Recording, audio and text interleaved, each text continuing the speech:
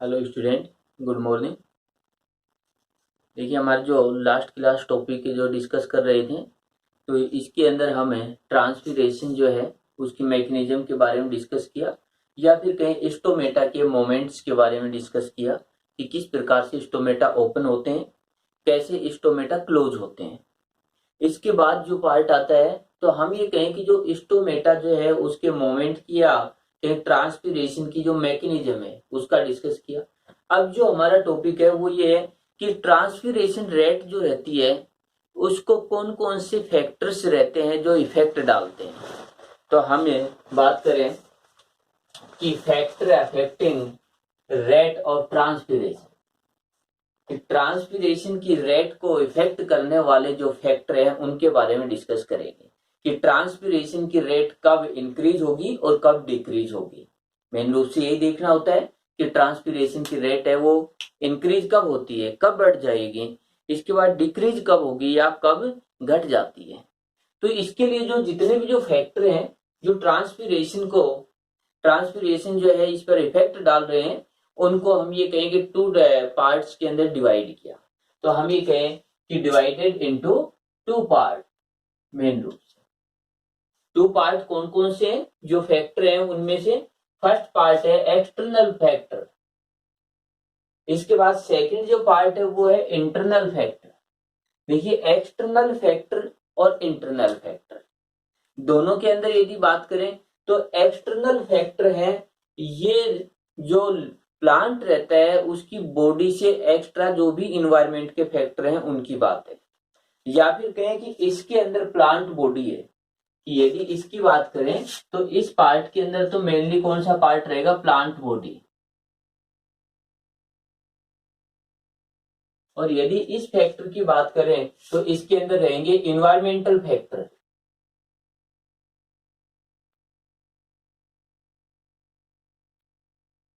Environmental factor, तो ये अंतर कि इन्वायरमेंटल फैक्टर और सेकंड पार्ट रहेगा प्लांट बॉडी के, यानी प्लांट के जो फैक्टर रहेंगे जो इंटरनल स्ट्रक्चर से रिलेटेड रहेंगे।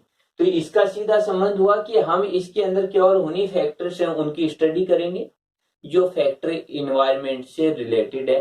जैसे हम टेम्परेचर की बात करें, लाइट की बात करें, तो इस प्रकार से सोयल है, तो ये रहेंगे इसके अंदर। यदि इसकी बात करें तो प्लांट स्ट्रक्चर के पार्ट आएंगे, या कहें कि मेनली जो ये कहें ट्रांसपीरेशन की प्रोसेस है उसको लीफ जो रहती है वो उसी के द्वारा होता है। तो यहाँ पर मेनली जो लीफ की स्ट्रक्चर है इसका ओरिएंटेशन जो रहता है, या कहें कि रूट जो और इसका जो रेशो रहेगा लीफ का, तो इस टाइप के स्टोमेटा जो है इनके रेशो हैं, इनकी बात करेंगे हम।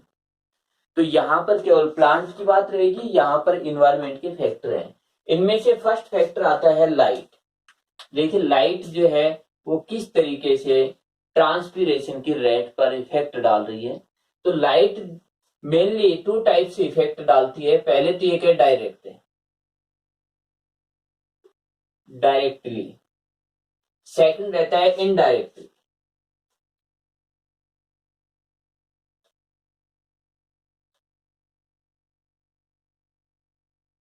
डायरेक्ट और इनडायरेक्ट दोनों टाइप से जो लाइट है वो प्लांट के अंदर ट्रांसपीरेशन की रेट पर इफेक्ट डालती है। डायरेक्टली का मतलब ये हुआ कि सीधा लाइट कैसे इफेक्ट डालेगी उस पर, उसकी रेट को कैसे ये कहें कि इफेक्ट डाल दी, कैसे उस रेट जो है उसको प्रभावित करेगी, इंक्रीज या डिक्रीज करेगी।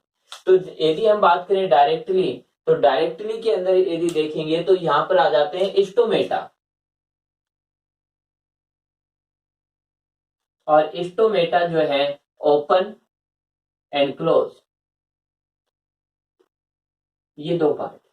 कि स्टोमेटा जब ओपन होंगे, तब ओपन होते हैं तो ट्रांसपीरेशन होगा, और यदि क्लोज होते हैं तो ट्रांसपीरेशन की प्रोसेस स्टॉप हो जाती है।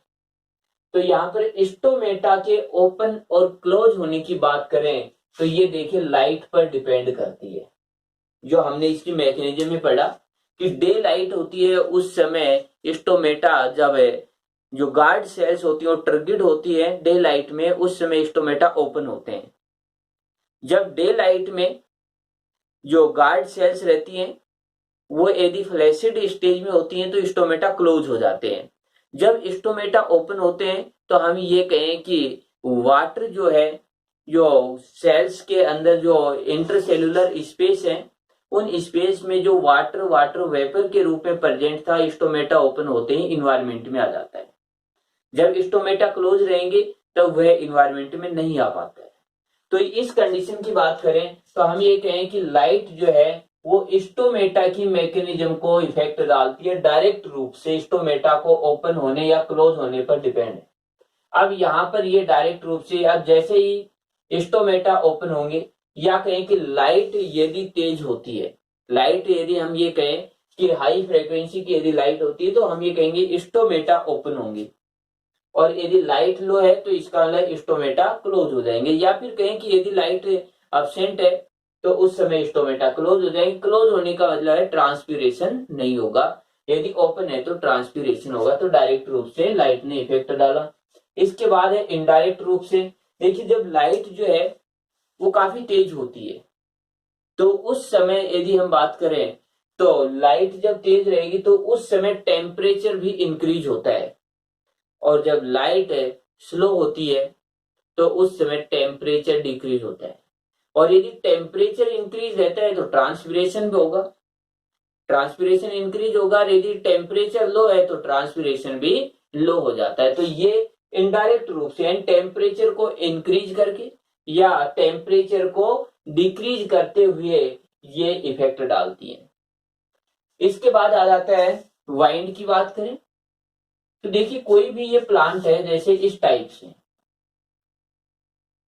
यहां पर वेपोरेशन हुआ या फिर कहें कि जैसे ट्रांसपीरेशन की प्रोसेस से यहां पर ये जो वाटर वेपर इसके उसको सराउंड किए हुए हैं, जैसे ही इसकी लीफ से वाटर वेपर निकलेगी तो इसके चारों ओर ही रहेंगे, इसके चारों ओर के इन्वायरमेंट में रहेंगे। लेकिन यदि हम बात करें वाइन की कि तेज जो वाइन चल रही है या हवाएं तेज हैं तो ये वाटर वेपर यहां से हट करके यहां आ जाएगी, प्लांट के पास ड्राई पार्ट फिर बच जाएगा, यानी ये पार्ट हट जाएगा इस तरीके से और इधर आ जाएगा।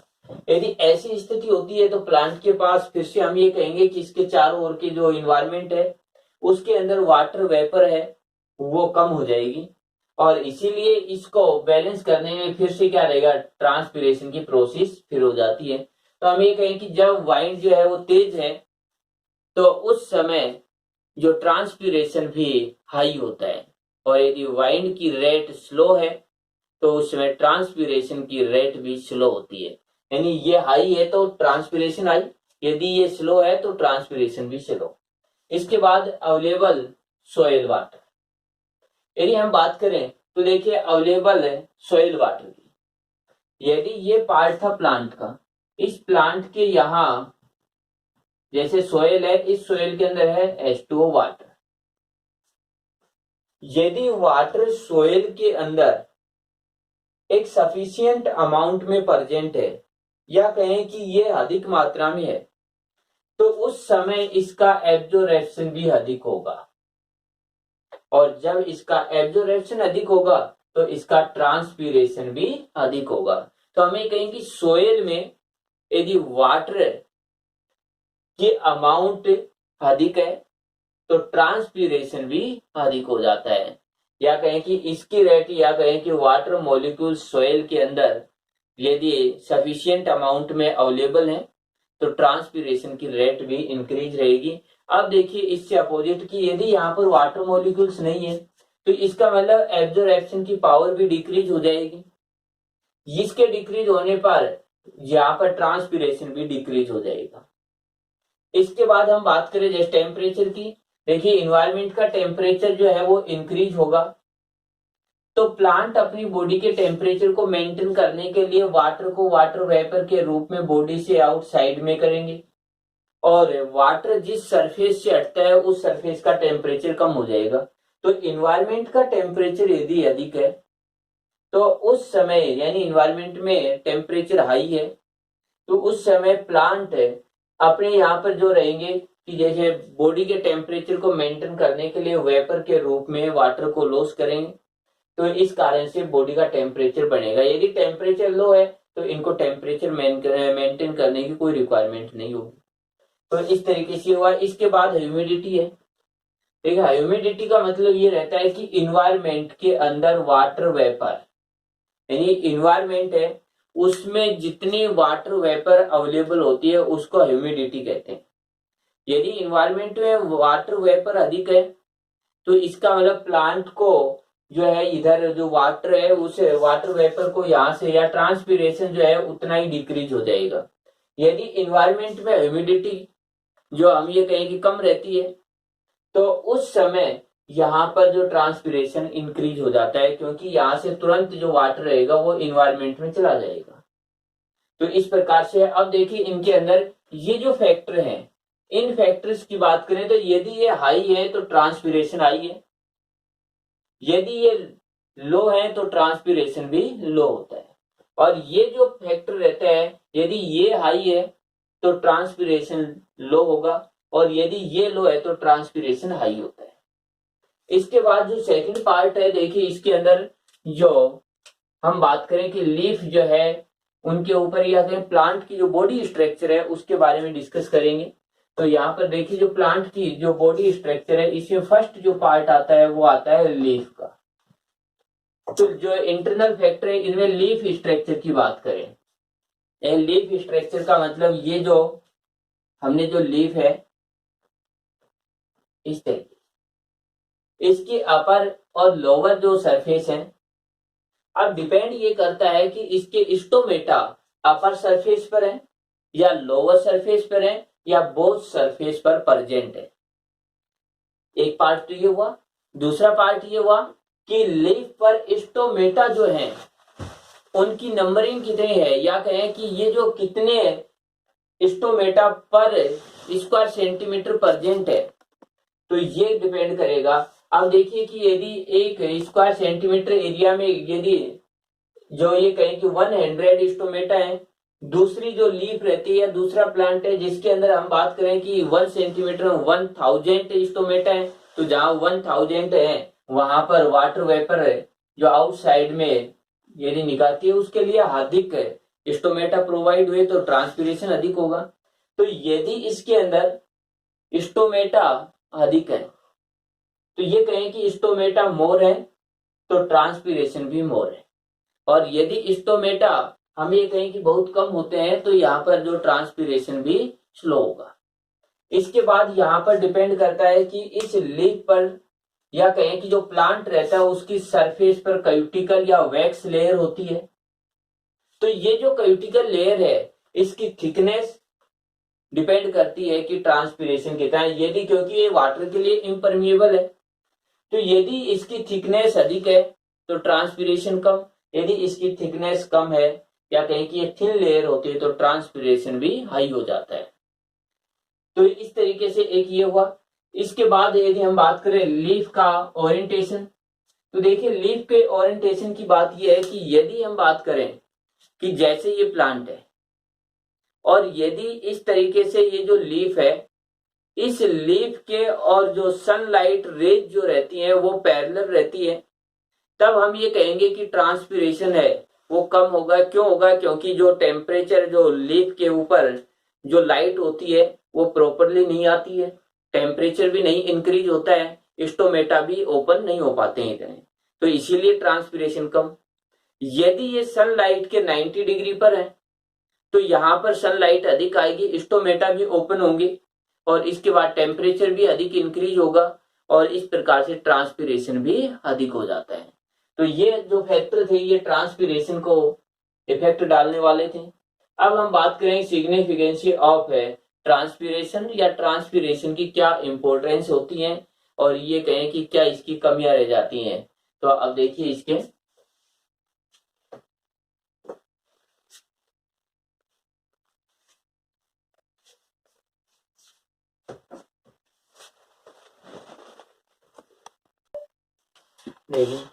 सिग्निफिकेंस ऑफ ट्रांसपीरेशन, कि ट्रांसपीरेशन है इसकी क्या हम ये कहें क्या इंपॉर्टेंस होती है, क्या इसके ड्रॉबैक रहते हैं।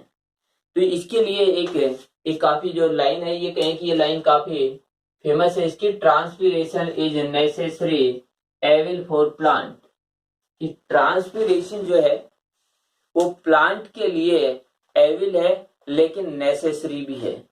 अब ये दोनों पार्ट कैसे रहते हैं, वही ये टॉपिक है, या कहें कि इसके सिग्निफिकेंस या इंपॉर्टेंस भी है। अब देखिए, इसको ये कहा कि ये जरूरी भी है लेकिन बुराई भी है उसकी, यानी आवश्यक बुराई, कि ये कंपलसरी भी हो गया लेकिन ये बुरा भी है। तो यहाँ पर इस पार्ट की ओर देखें तो इसके अंदर देखिए, यदि हम बात करें एक एक पार्ट की, तो सबसे मेन बात तो ये रहती है कि जो ट्रांसपीरेशन होता है, देखिए ट्रांसपीरेशन होगा, तो ट्रांसपीरेशन होता है तो उसी समय वाटर एब्जॉर्प्शन भी होता है, एब्जॉर्प्शन। तो जैसी वाटर एब्जॉर्प्शन ट्रांसपीरेशन, उसके साथ साथ वाटर एब्जॉर्प्शन भी होगा। जब वाटर एब्जॉर्प्शन होता है तो इस वाटर के साथ जो मिनरल्स रहते हैं, मिनरल्स जो हैं ये भी इस वाटर के साथ एब्जॉर्ब होंगे, और ये मिनरल्स रहते हैं ये प्लांट के लिए हम ये कहें नेसेसरी होते हैं, ग्रोथ एंड डेवलपमेंट के लिए कंपलसरी होते हैं। तो यहाँ पर देखिए, यदि ये ट्रांसपीरेशन नहीं होता है या स्लो होता है तो वाटर एब्जॉर्प्शन स्लो होगा, इससे मिनरल्स जो है उसका एब्जॉर्प्शन भी स्लो होगा, जिससे प्लांट ग्रोथ नहीं कर पाएगा। इसीलिए ट्रांसपीरेशन भी कंपलसरी हो गया कि ट्रांसपीरेशन होगा तो मिनरल्स जो रहते हैं, वाटर जो मॉलिक्यूल्स होते हैं, उनका एब्जॉर्प्शन भी अधिक होगा।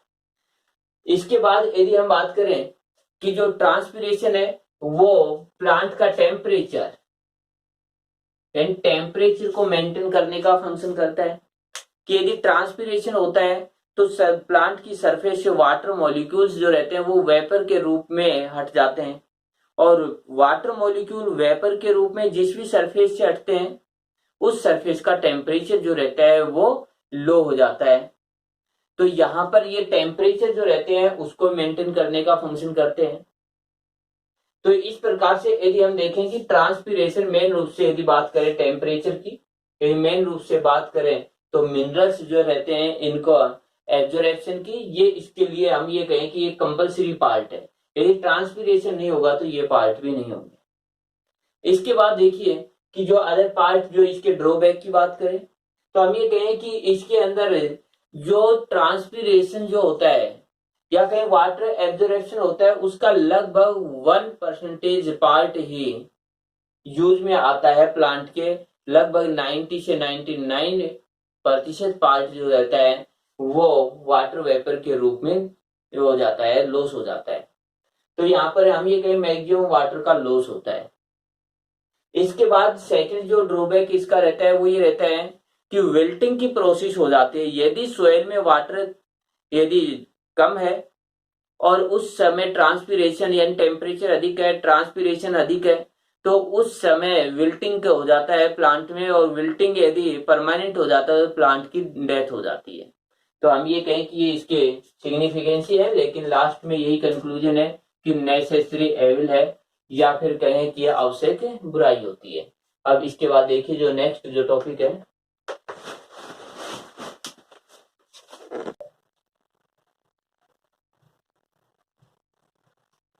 नेक्स्ट जो टॉपिक है वो गटेशन का टॉपिक है।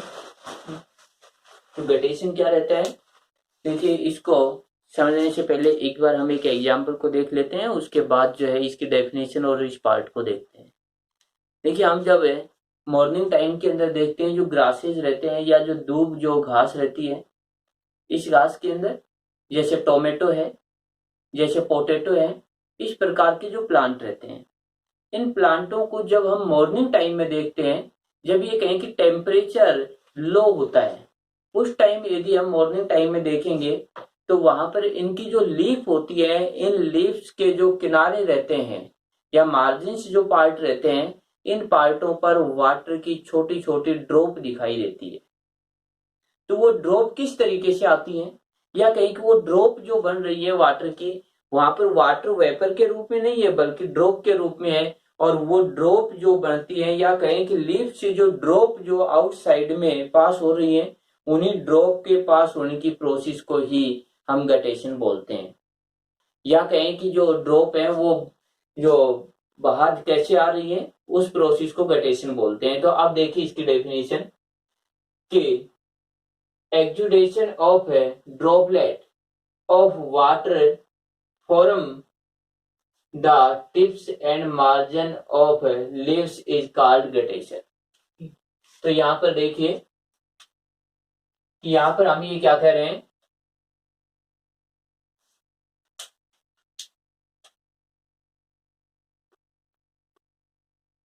देखिए कि जो वाटर की जो ड्रॉपलेट है वो लीफ जो है उस लीफ के मार्जिन या टिप जो पार्ट रहते हैं उनसे ड्रॉपलेट के रूप में वाटर का एक्सक्रेट हो जाना, यानी वाटर के जो वाटर ड्रॉप के रूप में लीफ है उसके टिप पार्ट से सीक्रेट होता है और इसी पार्ट को हम कहते हैं गटेशन। अब इसके बाद देखिए कि ये जैसे लीफ है और इस लीफ के जैसे इन कॉर्नर की बात करें हम, ये पार्ट इनके चारों ओर देखिए ये ड्रॉपलेट ऐसे हमें शो होती हैं मॉर्निंग टाइम के अंदर इस टाइप से।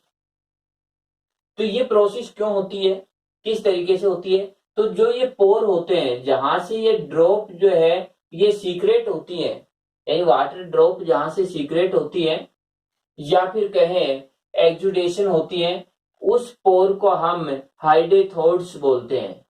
यानी ये जो पोर है इस पोर को हमने क्या कहा, हाइडेथोड्स का। जैसे यहां पर बनेगा तो इस पोर को हम कहेंगे कि ये जो पोर रहेगा इसको थोड्स, ये पार्ट। अब यहां पर देखिए कि ये जो पार्ट है ये क्यों होता है कि इस टाइप के और स्टोमेटा, यानी ये हाइडेथोड और स्टोमेटा में डिफरेंस है। स्टोमेटा जो रहते हैं वो ओपन एंड क्लोज होने की प्रोसेस करते हैं, लेकिन हाइडेथोड जो रहते हैं ये हमेशा ओपन रहते हैं। इसके बाद देखिए कि ये जो पार्ट रहते हैं, ये जो लीफ की जो विंग्स रहते हैं, इन विंग्स के जो टॉप पार्ट रहते हैं इन टॉप पार्ट के आगे बढ़ते हैं। कि ये जो है ये लीफ की जो विंग्स रहती है ये कहें कि लीफ की जो वेंस है वो टॉप पार्ट पर क्लोज न होकर के ओपन ही एक पोर के रूप में लीफ से आउटर साइड में आ जाती है। तो जैसे ही ये इसकी किनारे की साइड में ओपन रहती है तो यही एक जो पोर बना रहता है जिसको हम हाइडेथोड बोलते हैं, इसी पोर से वाटर ड्रॉप के रूप में आ जाते हैं। अब आने का सबसे मेन रीजन क्या रहता है कि जैसे ही सोयल के अंदर वाटर अधिक होगा और ट्रांसपिरेशन रेट कम होगी, या फिर कहें कि हम कह रहे हैं मॉर्निंग टाइम में या ट्रांसपिरेशन कम होता है या कहें कि टेम्परेचर कम होता है, उस समय ट्रांसपिरेशन की रेट स्लो है और रूट प्रेशर हाई है। तो रूट ने जो वाटर एब्जॉर्ब किया है उसको अपने प्रेशर के कारण उसको एसेंट ऑफ वाटर करेगी, प्लांट के एरियल पार्ट के अंदर रूट भेजेगी रूट प्रेशर के कारण, लेकिन वहां पर ट्रांसपिरेशन स्लो है। इसीलिए ये जो पोर रहते हैं या हाइडेथोड रहते हैं ये ओपन रहते हैं, तो उस प्रेशर के कारण यानी रूट प्रेशर के कारण यहाँ पर वाटर ड्रॉपलेट के रूप में आउटर साइड में सीक्रेट कर दिया जाता है। तो इसका सबसे मेन रीजन रहता है कि रूट प्रेशर और सोयल में वाटर है वो अधिक रहेगा लेकिन ट्रांसपिरेशन स्लो होता है, तो उस समय होता है ये। अब ये स्ट्रक्चर देखते हैं कि हाइडेथोड जो रहता है उसकी स्ट्रक्चर या कहें कि ये जो पार्ट है इसकी स्ट्रक्चर क्या रहेगी। तो इसमें देखिए आउटर साइड में क्यूटिकल है, एपिडर्मिस है, एपिडर्मिस है। इसके बाद मेन रूप से देखिए ये जो पार्ट है यहाँ पर गार्ड सेल होती है लेकिन नॉन फंक्शनल गार्ड सेल होती है, यानी ये जो पार्ट है इसके पास में जो गार्ड सेल रहती है वो नॉन फंक्शनल रहती है, कोई फंक्शन नहीं करती है। जैसे उसमें टर्गिड और फ्लैसिड स्टेज में स्टोमेटा को ओपन एंड क्लोज कर रही थी, लेकिन यहाँ पर ऐसा नहीं है, ये सेल कोई फंक्शन नहीं करती है। स्टोमेटा या कहें कि ये जो पोर जो बना हुआ है, हाइडेथोड जो बना हुआ है, ये हमेशा ओपन रहेगा। इसके बैक साइड के अंदर यदि बात करें कि इसके जो बिहाइंड साइड के अंदर हम ये कहें कि एक पोर कैविटी रहती है, तो ये जो पोर कैविटी रहती है ये पार्ट, इसके अंदर वाटर जो रहता है वो रहता है लिक्विड फॉर्म में, देखिए वेपर के रूप में नहीं लिक्विड के रूप में है। इससे जो पीछे की ओर जो सेल है इसको एपिथेम सेल बोलते हैं, तो ये एपिथेम सेल होती है। इससे यदि बात करें एपिथेलियल सेल्स होती है, इसमें इंटरसेलुलर स्पेस होता है। इनके और भी बिहाइंड साइड में देखेंगे तो इसके अंदर यदि बात करें ट्रैकेट्स रहते हैं या विंस के पार्ट रहते हैं। इससे साइड के अंदर फ्लैश जो फ्लैशिड टिश्यू रहता है। अब देखिए प्रोसेस क्या रहती है, रूट प्रेशर के कारण वाटर मॉलिक्यूल्स हैं वो इन ट्रैकेट्स के अंदर या फिर कहें कि लेफ वेन्स के अंदर ऐसे आता है। इसके बाद ये वाटर मॉलिक्यूल से इंटरस्टेशियल जो सेलुलर स्पेस है इसमें आएगा। ये इंटरसेलुलर स्पेस भी वाटर से भर जाएगा। तो इसके बाद जैसे ये फिलअप होता है तो वाटर मॉलिक्यूल्स इस कैविटी में आएंगे और ये कैविटी भी फिलअप हो जाते हैं, तब वाटर मॉलिक्यूल ड्रॉप के रूप में इस पार्ट से आउटर साइड के अंदर होते हैं। तो इस प्रकार से हम ये कहें कि जो डेटेशन की प्रोसेस है वो एक रूट प्रेशर के कारण होती है और ये हमें ट्रांसपिरेशन रेट कम होगी उस समय मॉर्निंग के टाइम होती है और लीफ के कॉर्नर या फिर कहें मार्जिन या टिप पार्ट के ऊपर हमें ड्रॉप के रूप में ये दिखाई देती है। तो ये पार्ट था इसका। इसके बाद देखिए अगला जो टॉपिक है उसकी बात करें। नेक्स्ट जो टॉपिक है ब्लीडिंग का है। यदि हम बात करें, देखिए कुछ प्लांट रहते हैं उसके स्टेम या ब्रांच रहती है, उन पर कट लग जाता है या कहें कि इंजर्ड हो जाते हैं, तो उस समय उनमें से एक लिक्विड पार्ट होता है उसका सीक्रेशन होता है।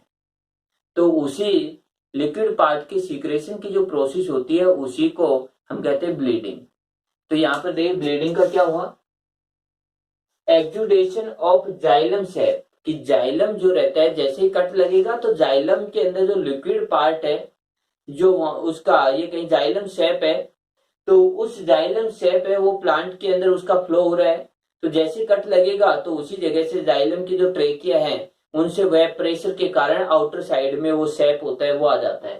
तो हमें कहें कि exudation of xylem sap from injured या फिर कहें कि cut end of the plant part is called bleeding. कि यदि प्लांट का कोई पार्ट है या उसका एंड पार्ट है, यदि उसको कट कर दिया जाता है, उस पर इंजर्ड हो जाता है, तो उसमें लिक्विड पार्ट जो रहता है उसका सीक्रेशन होता है और लिक्विड पार्ट के सीक्रेशन के कारण वो जो प्रोसेस होती है उसी को हमने ब्लीडिंग कहा है। और वो जाइलम टिश्यू रहता है, उस जाइलम टिश्यू में जो लिक्विड पार्ट है उसका फ्लो होता है वही सीक्रेट होता है। अब देखिए मैं एक पार्ट बता देता हूं, ट्रांसपिरेशन, गटिंग एंड ब्लीडिंग, तीनों पार्टों में डिफरेंस है बिल्कुल नॉर्मल सा। यदि हम बात करें कि जैसे ट्रांसपिरेशन, तो यहां पर वाटर का सीक्रेशन होता है। ये वाटर रहता है ये प्योर रहता है, प्योर वाटर मिलेगा। इसके बाद वेपर के रूप में, यानी प्योर वाटर और वेपर के रूप में रहता है ट्रांसपिरेशन में। यदि हम बात करें गटिंग की, यदि गटिंग की बात करें तो यहां पर जो है वाटर मिलेगा लेकिन लिक्विड है और इसके साथ मिनरल्स भी रहेंगे। तो इसके साथ मिनरल्स भी मिलेंगे।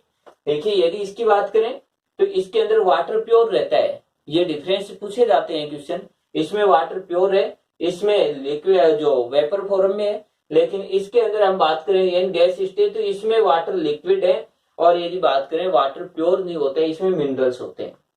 और यदि बात करें ब्लीडिंग की तो ब्लीडिंग के अंदर वाटर यदि बात करें लिक्विड स्टेज में होता है। इसके बाद इसमें मिनरल्स तो होते हैं लेकिन मिनरल्स के साथ साथ कुछ एक्स्ट्रा पार्ट और भी होते हैं, जैसे लेटेक्स हुआ, जैसे गम हुआ, जैसे रेजिन हुआ। तो ये पार्ट भी एक सॉल्यूशन के रूप में यहाँ पर सीक्रेट होते हैं। तो यदि हम बात करें यहाँ पर प्योर वाटर वेपर के रूप में, यहाँ पर वाटर के साथ मिनरल होंगे लिक्विड फॉर्म में, लेकिन यहाँ पर वाटर के साथ मिनरल भी होंगे और अदर जो सीक्रेटरी जो पार्ट रहेंगे जैसे कोई भी गम है या फिर लेटेक्स है वो भी साथ में रहेंगे। तो ये इन तीनों के अंदर थोड़ा सा डिफरेंस था। तो ये जो पार्ट है ये कंप्लीट हुआ।